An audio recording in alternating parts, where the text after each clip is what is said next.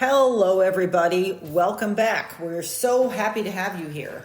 Today, myself, Isabel Salas, and my co-host, Emma Jenkinson of Emma Jenkinson Dressage, we talked to Steph K Bradshaw. Her business is called Steph K Equestrian. She's located in Willard, Missouri. She is a positive reinforcement and force-free ethical equestrian coach and trainer. Steph is a fantastic presenter, very well educated and very well spoken. She's a great instructor. She also does clinics. You can find more information about her programs at skequine.com. Steph is a lifelong student of the horse, passionate about elevating industry standards and improving the lives of our equine partners. She has a background in neuroscience, numerous professional certifications, and experience in wildlife and exotic sanctuaries. She brings a real-life perspective while teaching a trauma-informed, force-free, and empowering approach to working with animals. In her clinics, she can teach things like ethical foundations, teaching animals life skills and cooperative care, haltering, leading, farrier, and vet handling, trailer loading. She also teaches riding ethically, biomechanics, saddle fit, safety, and riding that benefits the horse. She teaches ethical performance, competing with positive reinforcement, staying ethical in the show ring, and alternative competition options. She teaches clinics that emphasizes having fun with positive reinforcement, including equine agility, mounted archery, scent work, hiking, and enrichment games. She also has experience with ethical animal work, balancing partnership and profit in lesson programs, therapy work, tourism, entertainment, and ranching. And finally, non-equine positive reinforcement. She teaches ethical training for dogs, cats, farm animals, birds, aquatics, exotics, and more. So you can find out more about Steph on her website, skequestrian.com. And here's our conversation. Thanks for listening. Steph, how's things out in your neck of the woods? It's going pretty well right now. It is Missouri, so we could have snow tomorrow. Who knows? Oh, boy. But I think spring is here, and I think we are in for some good weather for a little bit at least. Nice. I see on your Steph K Equestrian page that you are, spring 2025 educational outreach. Is that a clinic tour? Tell us what you're doing. Yeah. I went to Colorado and Washington, and then I'm working on getting some trips together to Oregon, Northern California, and then possibly doing some East Coast. I have some clients sort of scattered throughout there. So we'll see if we can get a big enough group together that we can maybe make something happen over there too. That's cool. You big time mover and shaker. We had reached out to you after been some talk online of somebody who had their horse taken back, or they were working with it in a rescue, had taken it back. Since then, there's been opposite problems. People have gotten in trouble for two different people, a vet and a cutting horse trader, for actually knocking horses to the ground and kicking them in the head. Oh my God.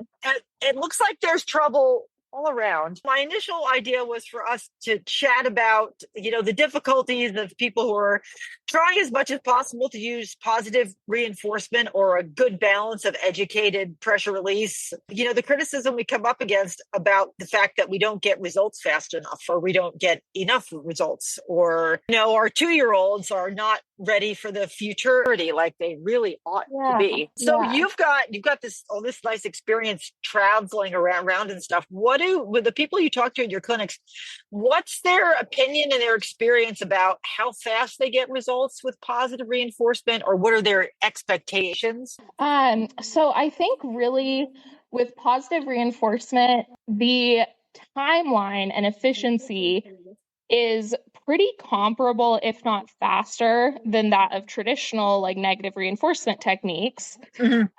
That said, just like with negative reinforcement techniques, you can cut corners and make it happen super fast. And then you'll probably fall into that trap of, you get to the wrong place faster.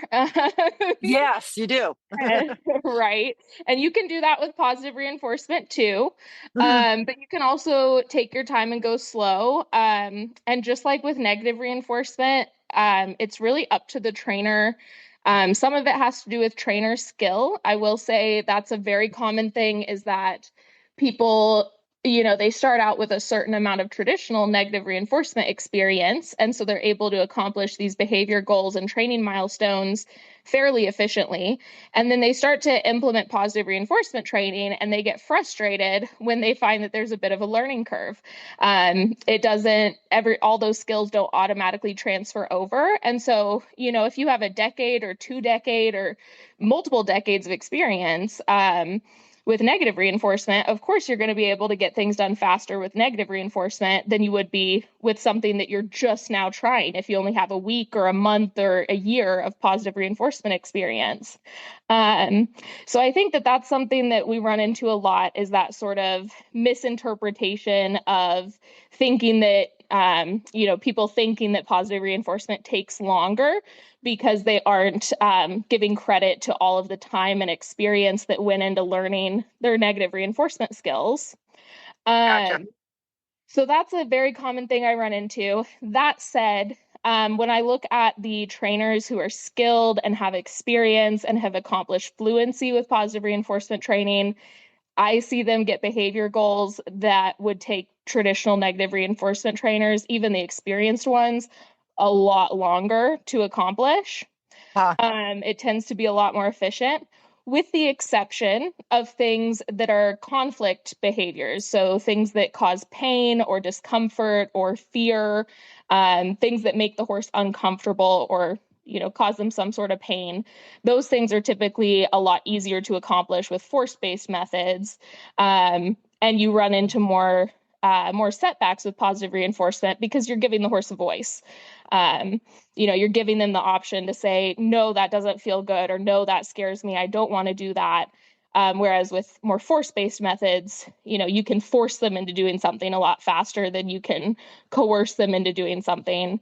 But what you're probably, well, hopefully already thinking is the same thing I'm thinking, which is we probably shouldn't be doing those things in the first place anyway. Yes. Yeah, I don't really care which method is faster. I vote we use neither. We use neither, yes. Yeah. Yeah, no, I agree with pretty much everything there.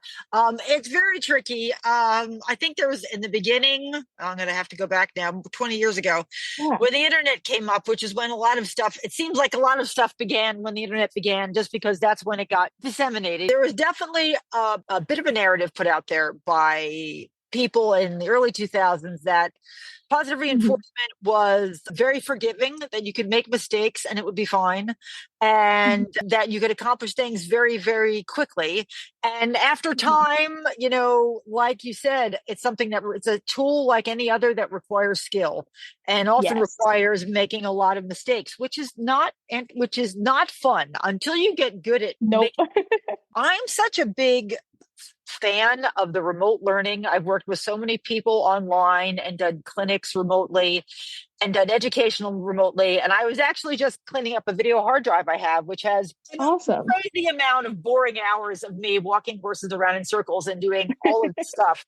But it is tremendously educational to video yourself, watch yourself doing that same Yes. thing 50 times in a row. When you go teach these clinics, do you have a lot of people who are working remotely, or are they only getting instruction at clinics? Because I find a big divide between people who really only want to have a live instructor in person. And if Yes. they do it that way, then they're only really getting instruction a few times a year if they're doing a Yeah. clinic.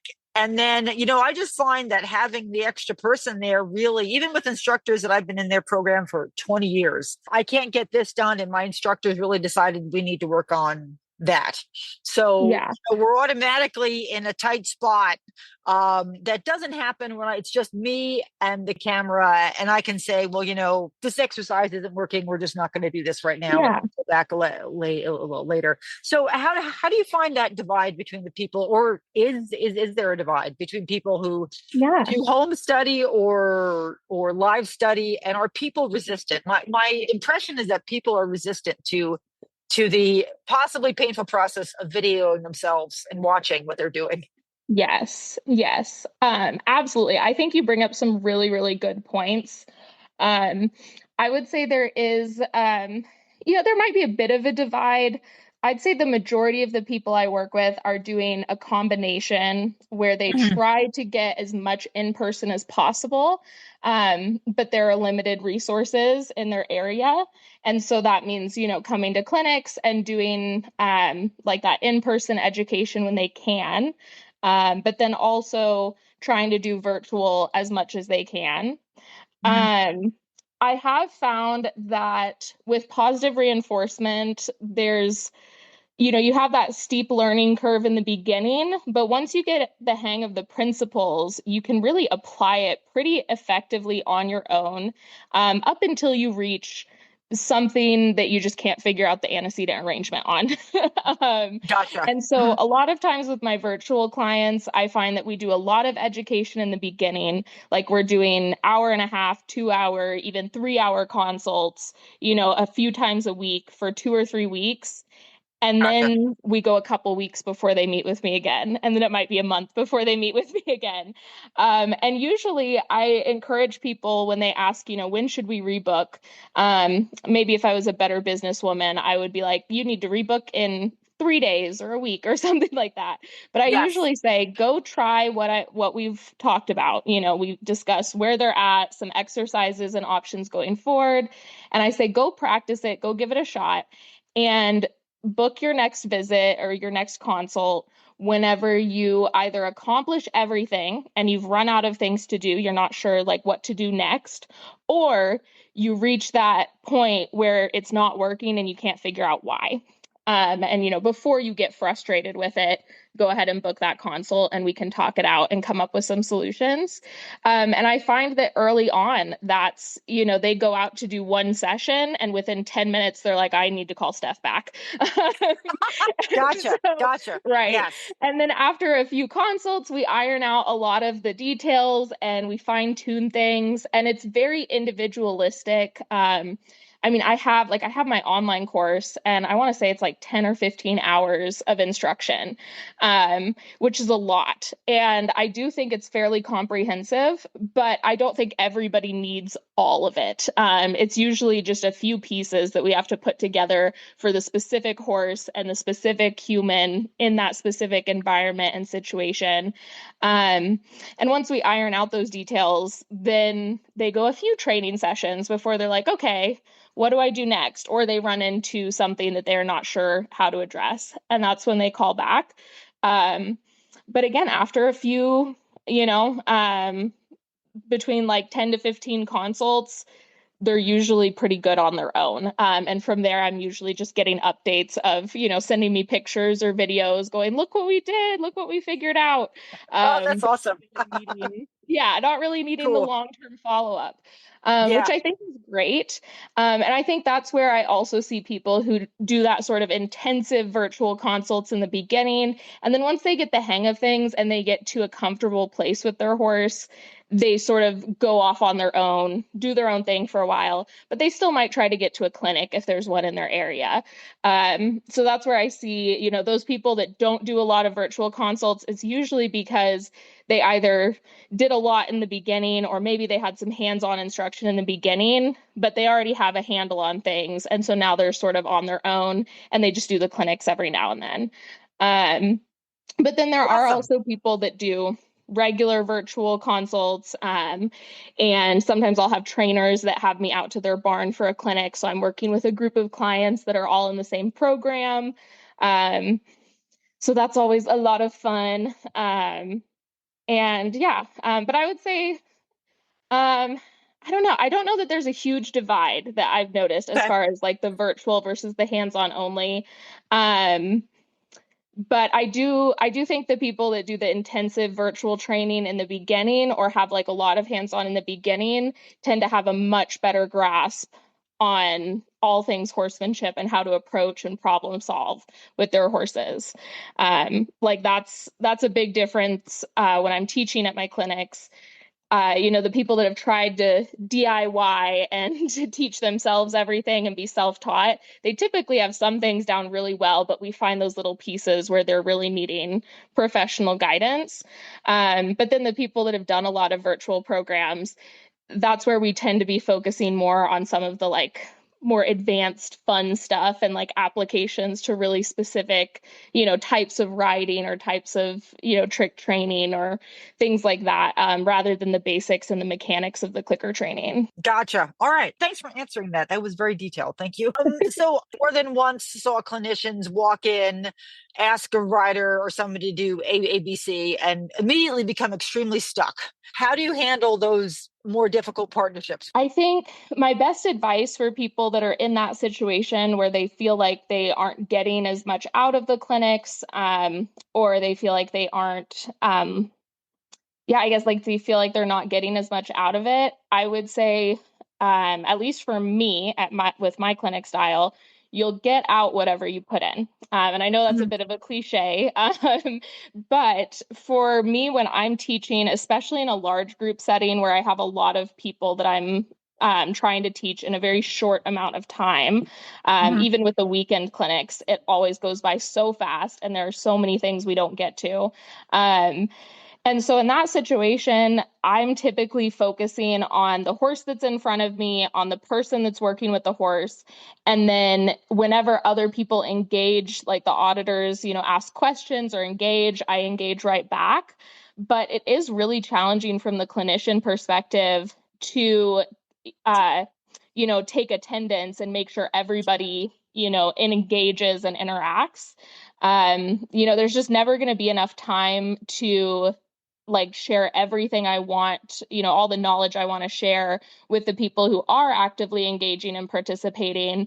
And so I don't typically have time to sort of pause and think, okay, this person hasn't said anything. Let's see what they want to learn about. Because again, I'm spending that whole weekend just dumping as much knowledge as I can at everybody who is, Yes. asking questions and interacting.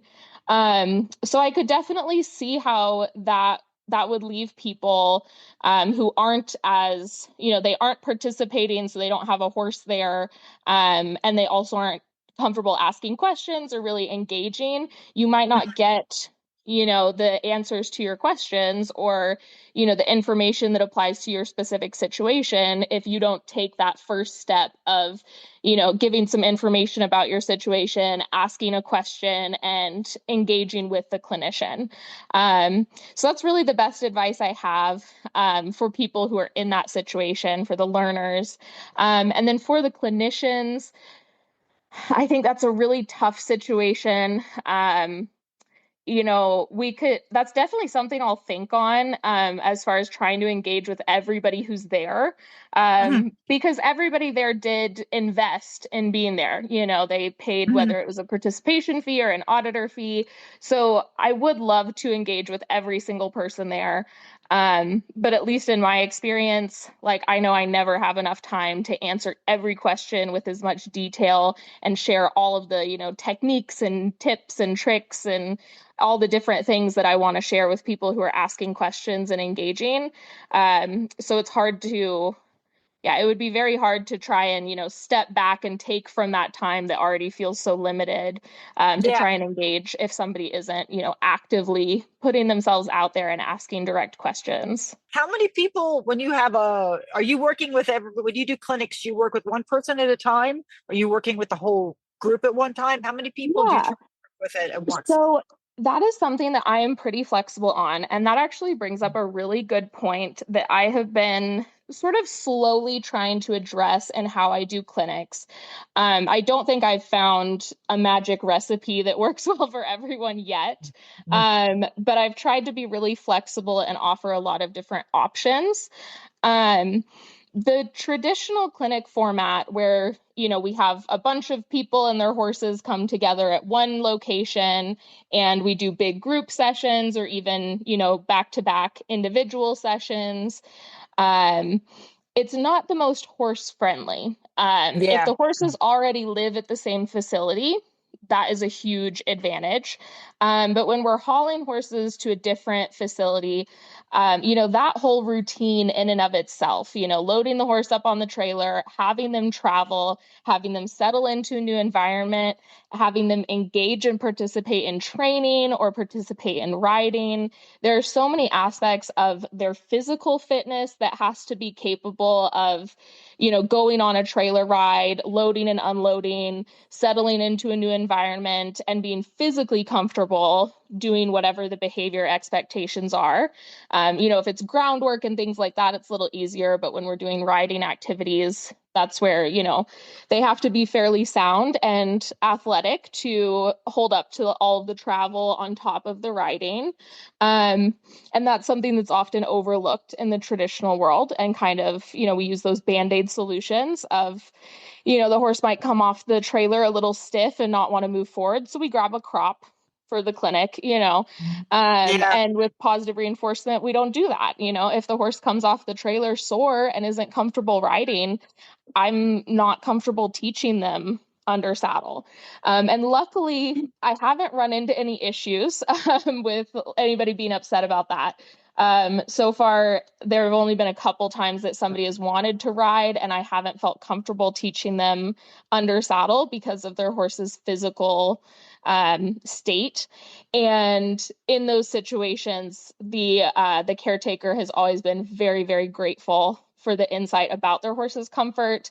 And all of those were situations where the human genuinely didn't know. They didn't know how to see those signs of discomfort, and they didn't realize that they were asking their horse to do things that were uncomfortable.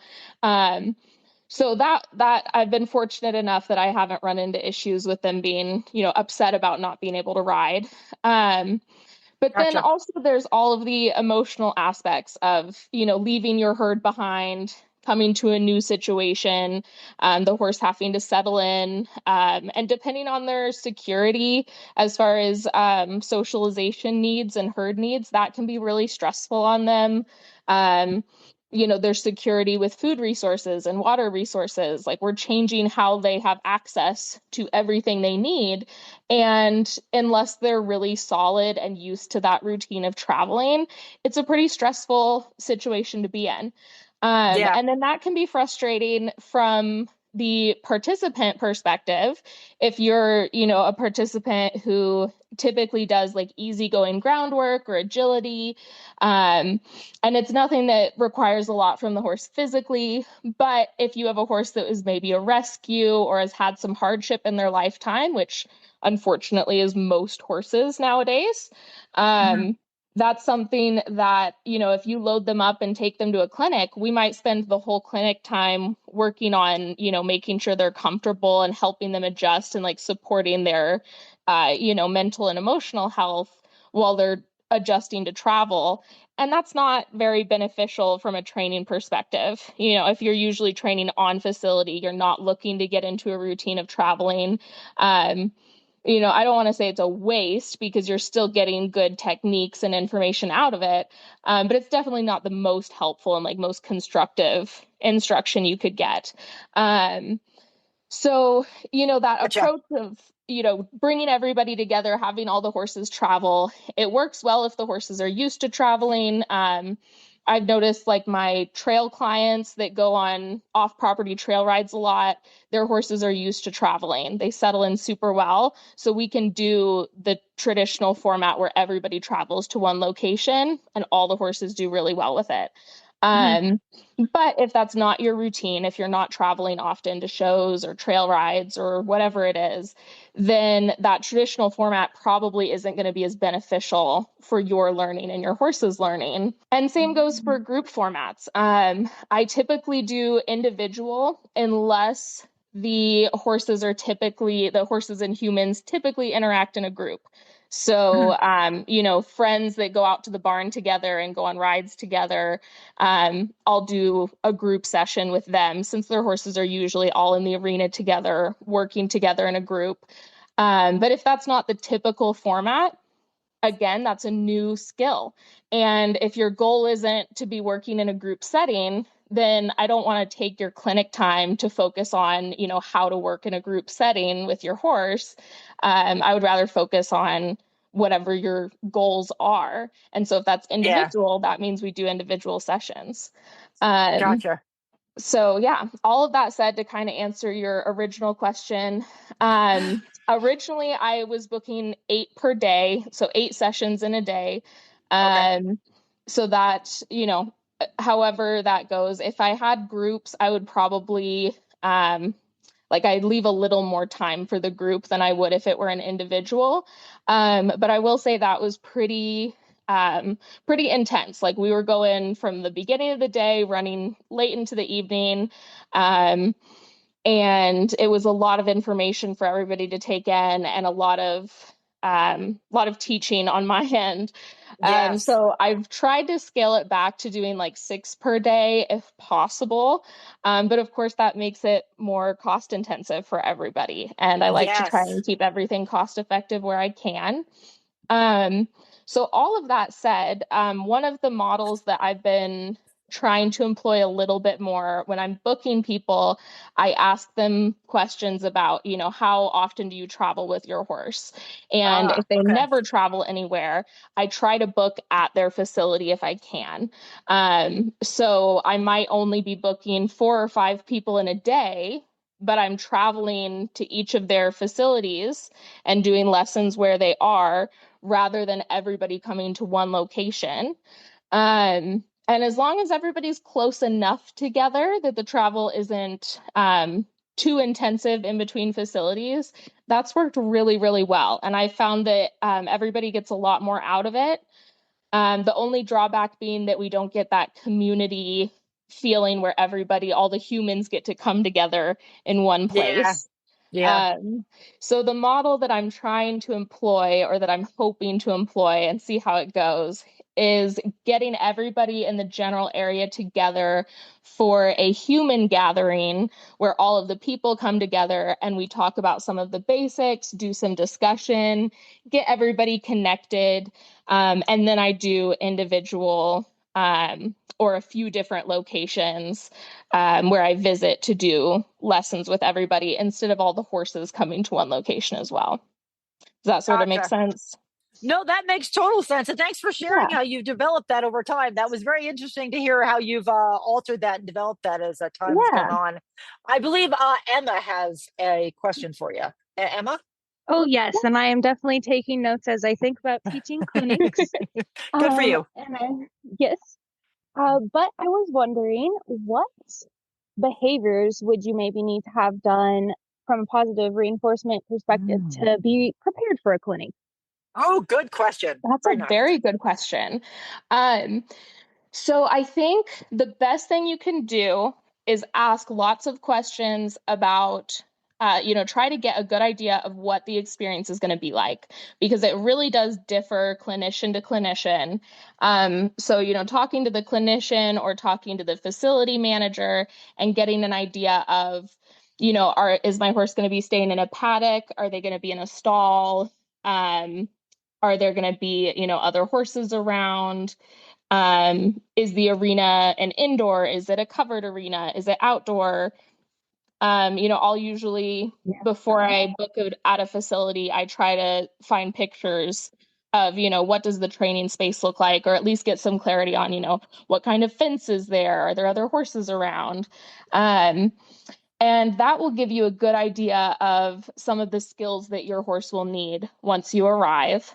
Um, Trailering is a huge one. If you are going to a facility and you're traveling there, working with your horse on loading on the trailer, going on trips in the trailer. That's something that takes a lot out of their body physically. We don't really think about the physicality of riding in a trailer, but horses aren't used to having the ground move underneath their feet. They are typically on pretty solid ground. And so that's something that really uses a lot of those little stabilizing muscles and tendons. Um, so that's something that gradual approximations are really important, not loading them up and going for several hours all at once, but, load up and take a lap around the property or go down the road and back and then do, a 20 or 30-minute drive and gradually get to that longer duration. And then you'll also get feedback from your horse. If maybe you load them up and they do fine, but then you take them on a short ride, they do okay. And then you go on an hour-long trip, and the next time they don't want to load in the trailer.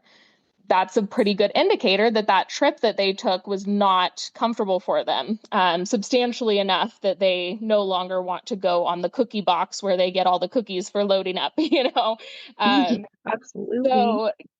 So getting that feedback as far as how comfortable they are with longer durations in the trailer, working with them to make sure they're comfortable with that, and then making it a good routine too. Usually the first few times they travel somewhere, we get to that other location, we unload, and I just want them to eat a bucket of feed. And then we get back in the trailer and we head home. And that's all we do is we just, look, we went to this cool place that had a bucket of food and you got to eat it. It was so much fun. Let's go home. But there aren't any behavior expectations. There are no opportunities to get frustrated or confused or anxious, because it's just a very good, pleasant experience. And once we do that a few times, we start to introduce a little more, let's go explore, let's go for a little walk, let's do some training. But only once they're more comfortable with that routine of load up, travel, unload, and everything is good in the world. We don't need to be anxious. We don't need to be scared. We don't need to be confused. So traveling is a huge one. And then from there, depending on the facility, being able to work with your horse with the halter and lead attached. Not every facility has super secure fencing. So if your horse is used to working completely at liberty, especially certain, like rescue horses that are a little more nervous with the halter and rope, that can end up really changing how they interact if they always work at liberty. But then because of the facility limitations, we have to keep a halter and rope on. Working with them with other people around, that can be a big difference too. Having a group of spectators can be really intimidating for some horses. All of those little eyes watching them as they're doing things. If the clinician uses a microphone and a speaker, that can be absolutely terrifying to some horses. So getting them used to, put a music player up in the arena, or, get one of those little karaoke things or a little speaker set so that you can use a speaker and get them used to it. Those are all things that can be super helpful. And then lastly, stationing. It's one of the most versatile behaviors, but knowing that you can just plop your horse in a spot and say, wait here while I go do something. Anytime you're at any sort of event, there's probably going to be times where your horse just needs to wait patiently, and you don't have the opportunity to, turn them out into a beautifully enriched environment so that they can go wait in peace in their little paddock paradise. So however you do that, whether it's teaching them to target something, a mat or a cone, or teaching them to stand on a bucket or at a hay net, anything like that, but being able to have them just patiently wait their turn is another really good one. Excellent advice. I hadn't thought of some of those. So, it sounds like doing research and just making sure we're prepared, especially to trailer, tie, or stand at a stationary target. Awesome. Thank you so much. I will pass it back to Isabeau. All right. Awesome. Thank you. Thank you, Steph. That was excellent information. So I'll bring us back to the thing that was my original question about our best friend and our worst enemy, the big bad internet. That's such a good way to put it. Yes, our best friend and our biggest enemy. I see people having problems all the way from I'm a pony provider and my summer camp kids paint the pony with totally safe water-based paints. And I got a bunch of hate because people think that is abuse. All the way up to, completely, absolutely unquestionable abuse of somebody being aggressive with a whip or spurs or kicking a horse. And most events are somewhere in between. But at this moment in time, how much do you take that feedback from the general public about the horse industry? Do you let it influence you? Do you keep track of it? You just completely ignoring it? I know there's people who are high enough on the food chain. They just don't have time to scroll through Facebook. More and more, it doesn't matter who you are. Somebody could be out there videoing you and deciding that what you're doing is wrong. Even, Yeah. horses shouldn't travel on trailers. It's bad. Yeah. Yep. So what's your current relationship with social media and all the nonsense and all, Yeah. good or bad, that goes on there? That's fair. I am, both glad and troubled by the fact Eh, that I have a pretty hypercritical lens on most things in the world. mhm. I like to really examine things and consider different perspectives, and I try to be very intentional in everything that I do. And I find that the internet can be a very, a very good source of differing opinions. I That's think it's such a important. positive way of putting it. Very good. Yeah. It really is, though. And I think it's important to acknowledge, especially with social media, how social media works, that the algorithm wants engagement. It wants people to, glance at something and then get sucked in. And one of the easiest ways to make that happen is to be controversial. Because whether the person agrees with it or disagrees, it's going to grab their attention and make them want to, figure out what's going on in that situation. And I've also noticed with social media, a lot of times, the original, content creator that put an opinion out there will have one opinion. And originally there was a bit more of this echo chamber type situation.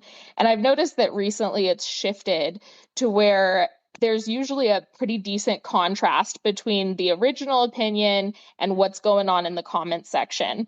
Mhm. And that's really beneficial for the algorithm because when somebody sees a post, if they agree with it, they go, oh, wow, I really agree with that. That resonates with me. That's awesome. And they engage. And if they Mhm. disagree with it, they go to the comments section. Gotcha. um, and so it's sort of a way that everybody can get their confirmation bias confirmed, Gotcha. Yes. everybody Yes. can find their people if there's those two, polar opinions linked to every piece of content. So, taking that into consideration is important, knowing that, social media can become an echo chamber. It can also become that sort of polarized. You're going to put one opinion, you're going to say the sky's blue, and you're going to get a bunch of people arguing that it's red.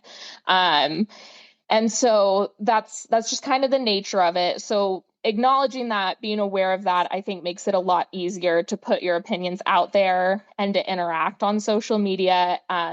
Trying not to take it personally, even though that's very challenging, especially with, deeply emotional investments like our relationships with horses and our work with horses. Equestrians are very, very passionate and we feel very deeply and we have a lot of deep emotions when it comes to our horses.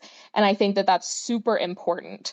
It works against us a lot when we get into arguments and discussions about, Mhm. welfare and ethics.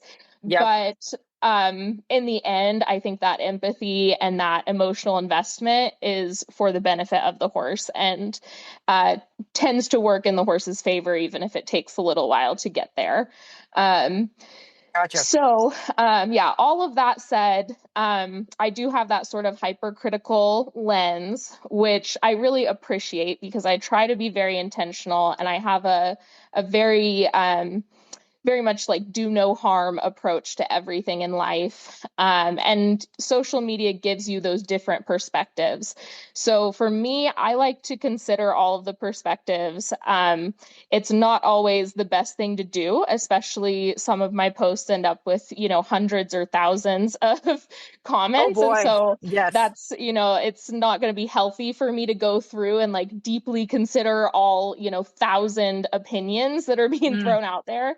So Yep. I do have to balance. Unfortunately, I don't always have time to engage with every single one of them. But I do try to, take as much time as I can to read through those different opinions, understand where they're coming from.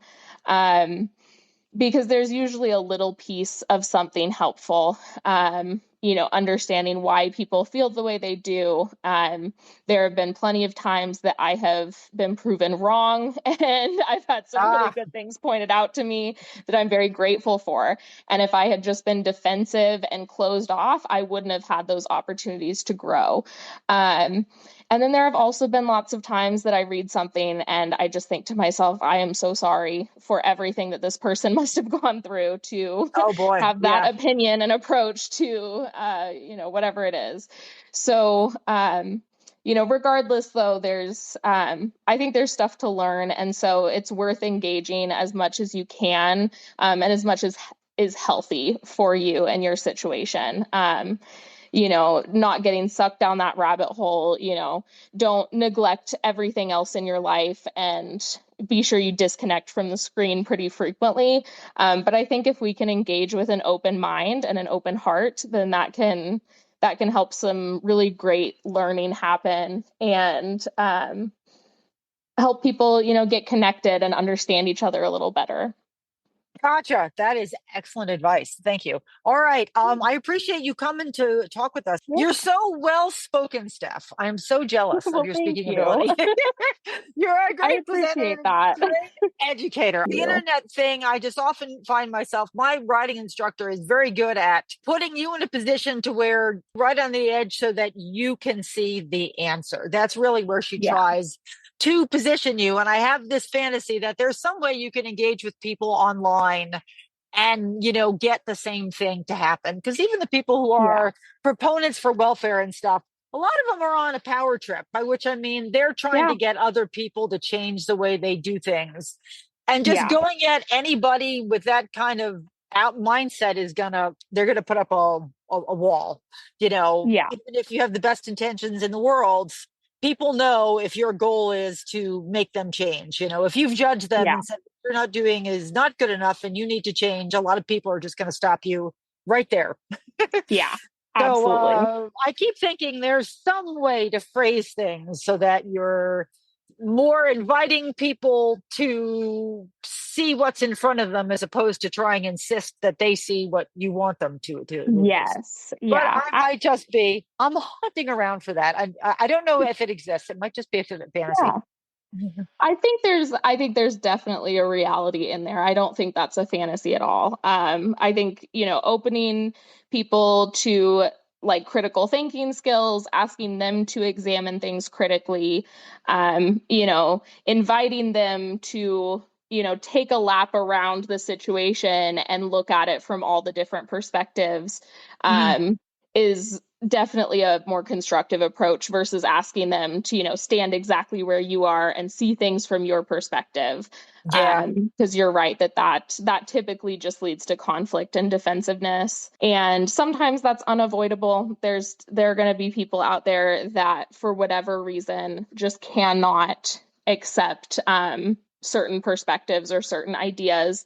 And acknowledging too that there are so many different things in this world and so many things that people go through, and all behavior is communication and all behavior has a reason. And so even those people that are very defensive or engage in conflict rather than discussion, there's usually a reason for that too. And so when we step back and acknowledge that, rather than being hurt by it, that can also help a ton, respecting their situation and their perspective, and just inviting them to hopefully, consider some other perspectives whenever they're comfortable and in a safe place where they feel like they can do that. That's fabulous. That is what I will put at the top of the episode notes. All righty. Awesome. Perfect. All right. Thank you very much, Steph. I appreciate you for talking with me again. Yes, okay. Thank you so much. Yes, thank you. It was great talking with you guys. All right. Kids, take care, ladies. Have a good day. You too. Bye-bye. Bye.